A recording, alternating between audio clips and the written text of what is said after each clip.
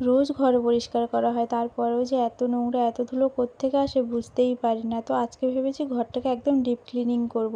তার জন্য bed cover বালিশের কভারগুলো আগে বার করে কলপারে ভিজিয়ে রেখে এসেছি, তারপরে লেগে পড়েছি ফার্নিচারগুলো মুছতে। তো ফার্স্টে খাটটাকে মুছে চলে এসেছি আলমারিটাকে মুছতে। আর জানো তো আমার বাবু এই বিয়েতে আলমারিটা আমাকে দিয়েছিল, কিন্তু আমার বাবুকে না ঠকিয়ে দিয়েছে দোকানদার। কারণ যে দোকান থেকে আর কি কিনেছিল সেই দোকান থেকে হয়তো পুরনো জিনিস আমার বাবুকে দিয়ে দিয়েছে। আর আমার বাবু তো অতটা বোঝেনি যে ওটা পুরনো জিনিস, কারণ তখন তো একদম নতুনই লাগছিল। কিন্তু 3-4 মাস পর থেকে কিন্তু ওগুলো রং উঠতে শুরু করে দিয়েছে।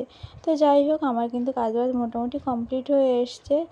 মানে সমস্ত ফার্নিচার মুছে বেড কভার পেতে আমি একেবারে ঘরটরগুলো মুছে স্নান করে চলে এসেছিলাম। আর দেখো সোনার বাস্কেট তারপর বালতিগুলো না অনেক দিন থেকে ভাবছিলাম পরিষ্কার করবো, কিন্তু আর করা হচ্ছিল না। তো আজকেও সেটাও করে নিলাম।